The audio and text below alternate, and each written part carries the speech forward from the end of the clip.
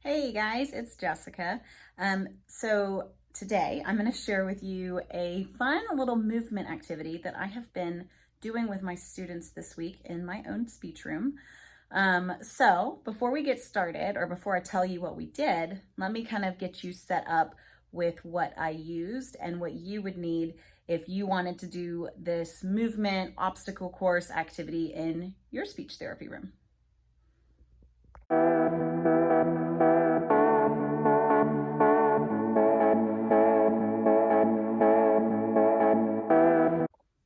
Also, I just want to say I do not have my tripod or my mic with me here today.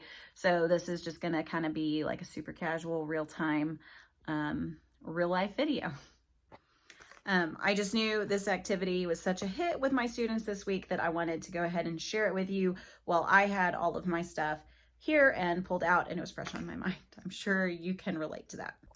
Okay, so if you want to do this movement obstacle course activity with your speech therapy kiddos, or with any of your kids, really, this is what I used and what you would need something similar. I used these squigs, some bean bags, some rings, these turtle stepping stones, and my scooter board, which is not shown in this video.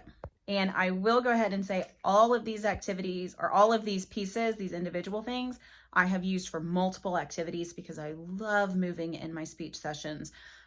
So this is not the only activity these are great for. They're like completely versatile. And I will link in the description just like where these are if you want to get them as well. So for the activity, the obstacle course, I had all of my students, I made it into 5 sections. And so at each section, my students had to say their sound X number of times. Usually it was 5 times. So we would stop and it would kind of like break up that repetition or the trials by keeping them moving. And then we would stop and practice our sounds and then go to the next obstacle. So here we go.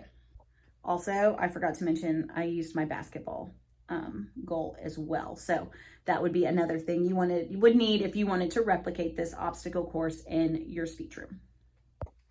Okay, so what I did was we started with the scooter board right here. This was our starting line, and they had to say their word 5 times.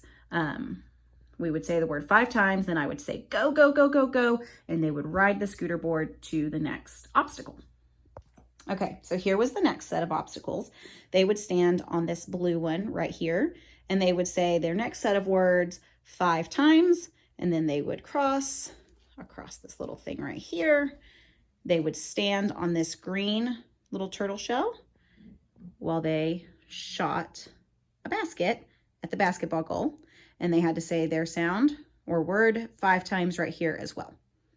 Okay, so next, this is where I used the squigs, the rings, and the bean bags. They would stand on one of those turtle things and we would throw bean bags trying to knock the rings off of the squigs. Each time they threw a bean bag, I would make them say a word. Okay, finally, the last section that I did was just this little strip of carpet. You can see that orange sticky note was our ending line. And I just made them do like a bear crawl, or you could make them do a crab walk or whatever, just in that last little space. One more thing I did that made it super fun for my bigger kids is I made kind of a competitive edge to it and we timed it. So I would put the best time of the day on the board and everybody was trying to compete to beat that time as the day went on or during each session or whatever. So that was really fun. And as you can see, this was really not too hard to put together.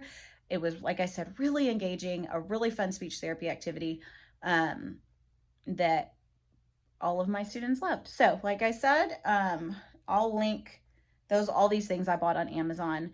All of these things can be used in many different ways. So if you're looking for some fun stuff to add to your speech closet, definitely would recommend all of these. Thanks for bearing with me with this super casual video, and I hope you found it helpful and got some ideas for your next session.